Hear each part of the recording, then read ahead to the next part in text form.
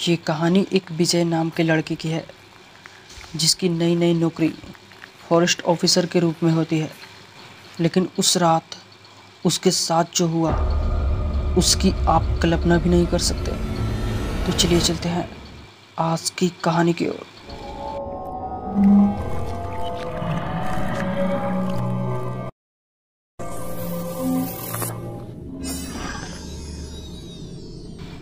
Hello दोस्तों, मेरा नाम विजय है और मैं आज बहुत खुश हूँ क्योंकि आज मेरा फॉरेस्ट ऑफिसर के रूप में पहला दिन है। मुझे बचपन से ही जंगलों में बड़ा लगाव था क्योंकि जंगल में एक अलग तरह की शांति होती है। इसलिए मैं बचपन से ही फॉरेस्ट ऑफिसर बनना चाहता था और आज जाकर मेरा वो सपना भी पूरा हो गया है। वैसे मेरी पोस्टिंग इंडिया के सबसे बड़े जंगलों में आने वाले जंगल में हुई है। मैं आज जैसे ही अपनी ड्यूटी पर गया तो मुझे पता चला कि मुझे दिन की टाइमिंग वाली शिफ्ट में रखा गया है और मेरा सरकारी कमरा जो मुझे वन विभाग की तरफ से मिला है वह वन विभाग की चौकी से लगभग 1 किलोमीटर की दूरी पर ही था। ड्यूटी ज्वाइन करने के कुछ घंटे बाद मैं अपने कुछ साथियों के साथ जंगल की पेट्रोलिंग के लिए निकल गया और मेरा आज का पूरा दिन इसी सब में बीत गया।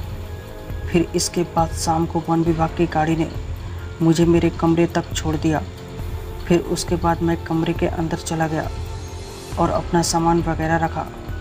फिर जब तक मैंने खाना बनाकर खाया तब तक काफ़ी रात हो गई थी, इसलिए मैं सीधा अपने कमरे में जाकर बिस्तर पर लेट गया और लेटे लेटे पता नहीं कब मेरी आंख लग गई। फिर उसके बाद पता नहीं कितनी देर बाद मेरी आंख खुली तो मुझे खिड़की के बाहर किसी के रोने की आवाज़ बहुत तेज़ सुनाई दे रही थी। फिर आवाज़ सुनकर मैं अपने बिस्तर पर उठकर बैठ गया, पर मैं बैठे बैठे यही सोच रहा था कि आखिर इतनी रात में कौन हो सकता है जो इतने बड़े जंगल में रो रहा है। पर उसके बाद मैंने सोचा कहीं किसी को मदद की ज़रूरत तो नहीं। यही सोचकर मैं अपने बिस्तर से उठा और खिड़की के बाहर जाकर देखने की कोशिश करने लगा। फिर मैंने जैसे ही बाहर देखा तो बाहर कुछ भी नहीं दिख रहा था क्योंकि बाहर बहुत अंधेरा था। उसके बाद मैं जैसे ही पीछे अपने बिस्तर की तरफ मुड़ा तभी वो रोने की आवाज़ और तेज़ आने लगी। फिर उसके बाद मैंने सोचा चलो एक बार देखकर ही आता हूँ, कहीं किसी को मेरी मदद की ज़रूरत तो सच में नहीं है। इतना बोलकर मैंने अपने बैग से टॉर्च निकाली और अपने घर से बाहर निकल के घर के पीछे की तरफ जाने लगा। अंधेरी रात थी और मैं जैसे जैसे चल रहा था वैसे वैसे मेरे चलने की वजह से जंगल में जो सन्नाटा था वो भंग हो रहा था क्योंकि मेरे पैर जैसे जैसे जंगल में पड़े सूखे पत्तों पर पड़ रहे थे वैसे वैसे जंगल में पड़े पत्तों की आवाज़ गूंज रही थी। फिर उसके बाद मैं चलते चलते जैसे ही अपने घर के पीछे पहुंचा तो वो रोने की आवाज़ अब मुझे काफ़ी साफ साफ सुनाई दे रही थी। घर के पीछे पहुंचते ही मैंने ज़ोर से आवाज़ लगाई और कहा कौन है वहाँ। पर मेरे इतनी ज़ोर से बोलने के बाद भी किसी ने कोई जवाब नहीं दिया। पर वो जो कोई भी था वो लगातार अभी भी रोए जा रहा था। फिर उसके बाद मैं थोड़ा और आगे की तरफ जाने लगा। मैं जैसे जैसे आगे जा रहा था मैं वैसे वैसे आवाज़ भी लगा रहा था। मैं बोल रहा था अरे कोई है तो मुझे जवाब दो, डरो मत, मैं तुम्हारी मदद करने के लिए यहाँ आया हूँ। पर मेरे इतना कुछ बोलने के बाद भी किसी ने कोई जवाब नहीं दिया। फिर इसके बाद मैंने अपने आप से ही कहा अब कोई भी हो मुझे क्या, मैं तो मदद करना चाहता हूँ, पर कोई जब जवाब देगा तभी तो मैं मदद करूँगा। और ऊपर से यहाँ इतना अंधेरा है कि इस टॉर्च की रोशनी में भी कुछ सही से नहीं दिख रहा है। इतना बोलकर मैं जैसे ही वापस घर की ओर जाने को हुआ तभी मैंने अपने टॉर्च की रोशनी में देखा कि मुझे थोड़ी ही दूर पर एक लड़की बैठी हुई थी और उसकी रोने की आवाज़ इतनी देर से आ रही थी। उसे देखने के बाद मैंने पहले उसे वहीं से खड़े खड़े आवाज़ लगाई और ज़ोर से कहा कौन हो आप और क्या हुआ है आपको। मेरे इतना बोलने के बाद ही उस लड़की ने अपना सर ऊपर करके मेरी तरफ देखा।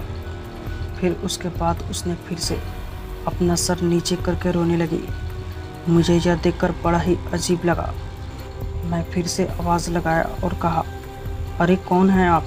और क्या हुआ है आपको? मेरे इतना बोलने के बाद उस लड़की ने फिर से अपना सर ऊपर करा और बिना कुछ बोले अपना सर नीचे करके रोने लगी। फिर इसके बाद मैंने सोचा, क्या पता क्या ज़रूरत हो इसको, चलो इसके पास जाकर देखता हूँ। इतना बोलकर मैं उसके ओर जाने लगा और फिर उसके पास जाकर मैंने फिर से कहा, आप ठीक तो हैं? और क्या हुआ है आपको?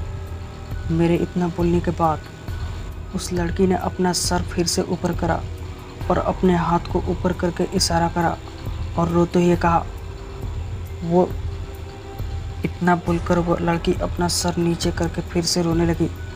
पर जिस तरफ उसने इशारा करा था, इसके बाद मैंने जैसे ही उस तरफ देखा तो मेरी आंखें फटी की फटी रह गई, क्योंकि मैंने देखा जिस तरफ उस लड़की ने इशारा करा था उसी तरफ उस लड़की की लाश पड़ी हुई थी।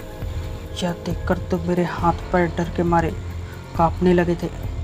फिर उसके बाद मैंने जैसे ही उस लड़की की तरफ देखा तो मानो मुझे ऐसा लगा जैसे मेरा दिल अभी छाती फाड़कर बाहर आ जाएगा, क्योंकि जैसे ही मैंने उस लड़की की तरफ देखा वैसे ही मेरे दिल की धड़कन अपनी दुगनी रफ्तार से चलने लगी, क्योंकि मैंने देखा उस लड़की का चेहरा अब एकदम भयानक सा हो गया था और उसका मुंह पूरा सफ़ेद और जगह जगह से फटा हुआ था और उसके पूरे शरीर में चोट लगी हुई थी जिसमें से खून निकल रहा था। मैं उस लड़की को खड़े खड़े डरते हुए देख रहा था। तभी मुझे ऐसा लगा जैसे किसी ने मेरे कंधे पर पीछे से हाथ रख दिया हो। उसके बाद मैं डरते हुए धीरे धीरे पीछे मुड़कर देखा तो मेरे फिर से होश उड़ गए, क्योंकि मैंने जैसे ही पीछे मुड़कर देखा तो पीछे कोई भी नहीं था। फिर उसके बाद मैं डरते हुए जैसे ही फिर से उस लड़की की तरफ देखा तो अब उस जगह पर कोई भी नहीं था। फिर उसके बाद मैं जैसे ही उस लड़की की लाश की तरफ देखा तो अब उस जगह पर कुछ भी नहीं था। मैं खड़े खड़े बस यही सोच रहा था कि ऐसा कैसे हो सकता है, क्योंकि अभी थोड़ी देर पहले ही उस लड़की की लाश यहीं पर थी और थोड़ा उधर वो लड़की भी बैठी हुई थी, पर अब वो कहाँ है। फिर उसके बाद मैंने वहाँ बिना समय गंवाए तुरंत अपने कमरे की ओर भागने लगा। तभी मैं भागते भागते एकदम से रुक गया, क्योंकि मैंने जैसे ही भागना शुरू करा था वैसे ही उस लड़की के हंसने की आवाज़ पूरे जंगल में गूंजने लगी। मैं डर के मारे एक ही जगह पर खड़े होकर इधर उधर देखने लगा, पर मुझे वहाँ आसपास कोई नज़र नहीं आ रहा था और मैं यही सोच रहा था कि मैं आज यह कौन सी मुसीबत में फंस गया हूँ, बस मुझे यहाँ से कैसे भी निकलना है। तभी मैं भागते भागते किसी चीज़ से बड़ी जोर से टकरा कर नीचे गिर गया। मैं जिस भी चीज़ से टकराया था वो चीज़ मुझे बड़ी ही तेज़ी से लगी थी, जिसके कारण मुझे उस समय काफ़ी चोट आ गई थी। पर इसके बाद मैंने अपने आप को थोड़ा संभाला और अपना टॉर्च उठाकर देखने की कोशिश करने लगा कि मैं किस चीज़ से टकराया था। पर मैंने अपने टॉर्च की रोशनी में इधर उधर मारी, पर मुझे वहाँ आसपास ऐसी कोई भी चीज़ नहीं दिखी जिससे मैं टकराया होऊंगा। पर इसके बाद मैंने जैसे ही उठकर खड़ा हुआ तभी वो हंसने की आवाज़ और तेज़ हो गई। अब मानो ऐसा लग रहा था जैसे वो हंसने की आवाज़ मेरा मजाक उड़ा रही हो। पर मैंने इस बार भी उस आवाज़ को अनसुना करा और अपने घर की ओर जाने लगा। इस बार भाग नहीं सकता था, बस जल्दी जल्दी चल रहा था। पर मैं जैसे ही अपने घर के पास पहुंचा तो जो मैंने देखा उसे देखकर मेरे हाथ पैर डर से और कांपने लगे।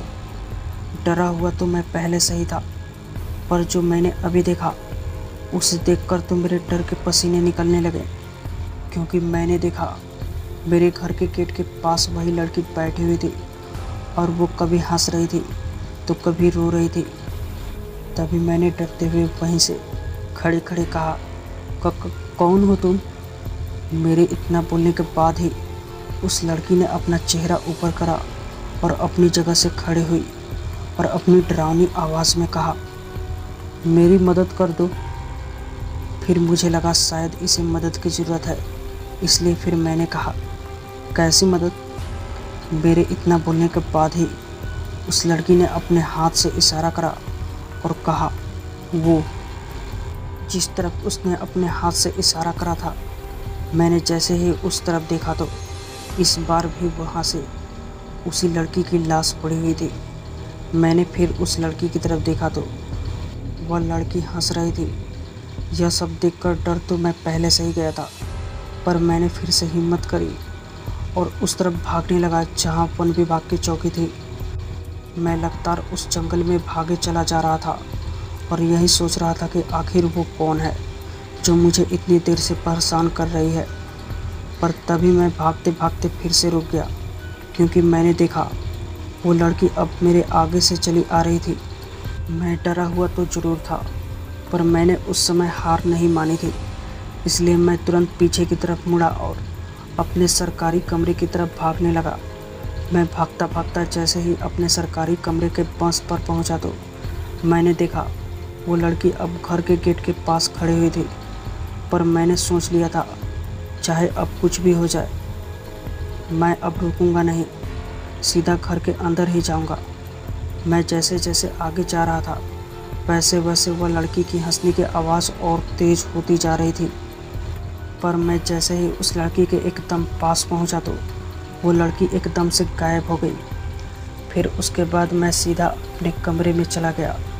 मैं कमरे में तो चला गया था, पर मुझे अभी भी उस लड़की के रोने और हंसने की आवाज़ बाहर से लगातार आ रही थी। वो रात तो मैंने जैसे तैसे बिता ली और अगले दिन जब मैंने सारी बात वन विभाग की चौकी में अपने साथ वालों को बताई तो उन्होंने मुझे कहा, अगर तुम्हें आगे से भी कभी वो आवाज़ आती है तो तुम उस आवाज़ को अनसुना करके सो जाना, फिर कुछ नहीं होगा। फिर उसके बाद मैंने ऐसा ही करा। मतलब मुझे रात में आवाज़ तो आती थी, पर मैं उस आवाज़ को अनसुना कर देता था और अभी भी अनसुना ही कर देता हूँ। तो दोस्तों, आपको ये कहानी कैसी लगी अपनी राय कमेंट बॉक्स में ज़रूर दीजिएगा। और ऐसे ही और भी सच्ची घटनाएं देखने के लिए चैनल को लाइक शेयर एंड सब्सक्राइब करना ना भूलें। Thanks for watching.